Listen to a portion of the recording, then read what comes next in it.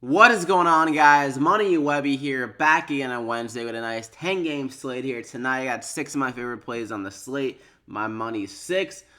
We had a pretty good night last night. 3 of the plays did some solid work. Aaron Gordon, Darren Collison, Miles Turner. But then the 3 other plays were all in the Suns Kings game, which was an absolute blowout. So they only played around 3 quarters. And even DeAndre Ayton didn't even get like 3 quarters to run because they pulled him early from the third quarter for whatever reason. Then he never came back in, only 21 minutes. So that was kind of annoying. But if that game played throughout the whole 4 quarters, and we probably would have had like a complete fire money 6. Like Fox is doing some work. Even DeAndre Ayton had like 10 points, 9 rebounds in 21 minutes. And Josh Jackson was starting to heat up in the third quarter. He was starting to fill it up, so that could have been a really solid 4 quarters. But all in all, it was a pretty good night. I mean, the other game on the slate, the Spurs-Jazz game, was a blowout as well. And not like there was huge production from the Mavericks Trailblazers game. Like no one really like returned a ton of value. So some of those plays were still like really good if you ran out, like Aaron Gordon, for example, or Miles Turner returned a lot of value. So those guys are really good to have in your plays if you did. So before we get going though, slap a like in the video. We had a crazy amount of likes in yesterday's video, over 200. So let's just see if we can get over 150 on this one. That would be greatly appreciated. Let's get into it, though. I'm going to go with my boy DeMar DeRozan here first up. The price is up a little bit, so hopefully that kind of gives us some lower ownership. But against the Lakers, this is an extremely good matchup for him. He's played really well against them in 2 games. 1 game did go to overtime, but still, he was balling out before the game even went to overtime. Like, he still, I think, had like over 60 DraftKings points on the game before it went to OT. And the 2 games, he's averaging 64.5 DraftKings points, averaging a triple-double in both of those games. So he's definitely able to post some big numbers against them. He's been a little bit up and down recently, probably because the Spurs keep on getting blown out recently. 3 out of the last 4 games, they've lost by like over 30 points. So the Spurs are due for like one of those angry kind of games where they kind of bring it to the Lakers. Hopefully they do here tonight. He didn't get a full complement of minutes last night because of that blowout, so he should be fresh enough here in this game against the Lakers. This is the best matchup on the court. Him and Marcus Aldridge should be able to score a good amount here, as the Lakers give up a lot of DraftKings points to shooting guards. And DeRozan just seems very comfortable in this matchup and in good kind of high-scoring affairs. He definitely has the higher upside. Like against Milwaukee, he dropped 52. Against the Trailblazers, he dropped 57. So he definitely has that upside. I think he'll be able to get that again here tonight. So I'm going to go ahead and lock him in there. For my second guy, I'm going to go with MARC. This guy's been absolutely beasting out recently very quietly. 3 out of the last 4 games, 51, 47, 58. Game before that, 57, 41, 52, 59. So he's had like a ton of 50-plus games recently in the last 10 games. And he has another good matchup here going against the Clips, a team that does struggle against centers. They don't really have a true center when it comes to like getting a full like starter minutes. Like Montrezl Harrell, sorry, I drew a blank in his name. Montrezl Harrell is the one that gets the most like center minutes, but he's really more of a power forward.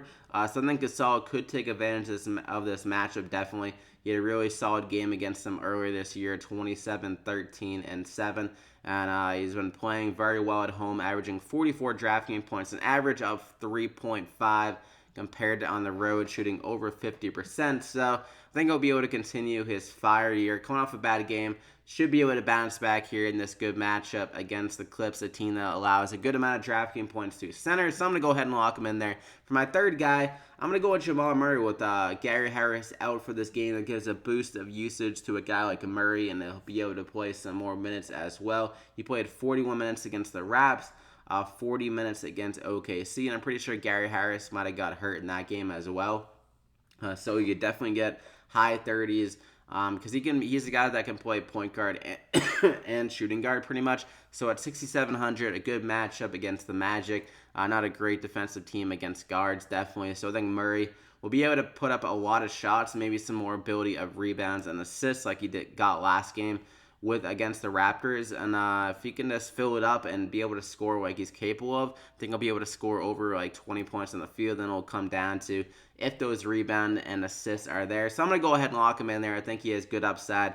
definitely worth the price without Gary Harris. I'm going to go with another guard, TRAE Young. We're finally getting him at a reasonable price. Like, his price was up way too high for a good amount of time, even though he wasn't doing that much. Like, he was putting up like 8 points, 16 points, 16, and his price is always hovering around like high 6,000, probably due to that high usage rate. But now it's finally settling in to a better price. The minutes have been down a little bit, but these games were kind of blowouts, so he didn't get his typical kind of like 30 minutes in those games. But against the Wizards here, this game should be able to stay closer, and it's the highest scoring game of the slate based on the over-unders from Vegas. So at 6,000, TRAE Young definitely has the ability to fill it up. I mean, he has a high assist type upside. Like, he has 8 assists, 10 assists. He had like 17 the other night against the Clippers. And this matchup against the Wizards are a team that do allow a lot of assists to point guards. So I think TRAE Young can score a good amount here.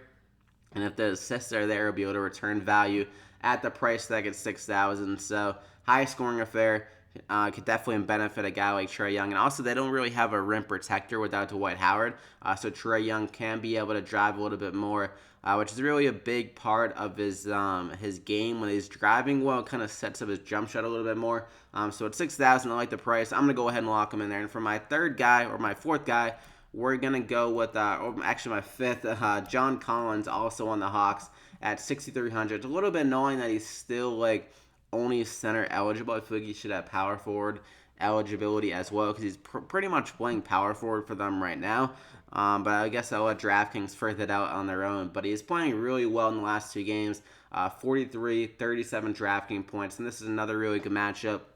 Like I mentioned, the Wizards are without a true center with their starter minutes. It's Markieff Morris pretty much playing center for them, and he is kind of an undersized, not as athletic of a piece that can kind of combat John Collins, who is really good around the rim, very athletic, can get those alley-oops and stuff like that. So at 6,300, and his rebound totals have been really good recently, 11, 11, and 10. I think he can definitely do some damage, as he's been shooting a good amount as well. For a guy that can get double-double and score like over 15 points, it's a really good price tag at 6,300, and they're just really bad at rebounding, the Wizards, that is. They rank dead last in total rebounds, so he can definitely get a good amount of rebounds. So I'm going to go ahead and lock him in there as my final guy of the core 5. Then we got some value with the other rookie here, Miles Bridges at 4,100. You should be able to draw the start in this matchup going against the T-Wolves, as Marvin Williams is out for this game. And he started the second half after Marvin Williams got hurt. So I would assume he starts this game. He got 29 minutes in that game against the Pelicans the other night. Good for good for 33 DraftKings points, a 16-8. So he definitely has the capability of getting some rebounds at that power forward spot, getting around 30 minutes. And the shot total was really solid with 29 minutes, which he should get around those minutes if he does start in this game. So 4,100, an extremely good value. I would assume he'd be pretty chalky if he does start, but still I think it's worth biting the chalk here on such a good price tag for a guy in the starting lineup that's done pretty well when he's been given the opportunity. So I'm going to go ahead and lock him in there as my final guy, the money 6. You got Jamal Murray, DeMar DeRozan, Miles Bridges, MARC GASOL, TRAE Young, and John Collins. So I hope you guys enjoyed it. Slap a like if you did. Like I said, over 150 likes would be amazing. Greatly appreciated. Thank you if you can do that. And subscribe if you haven't already. They continue to get these NBA DraftKings picks and advice on every single slate. You can comment any questions you might have down below in the video. And you can follow me on Twitter at MoneyWebby for any updates on the plays or any questions. You can just tweet at me there as well. So good luck, and we'll see you back here again next time.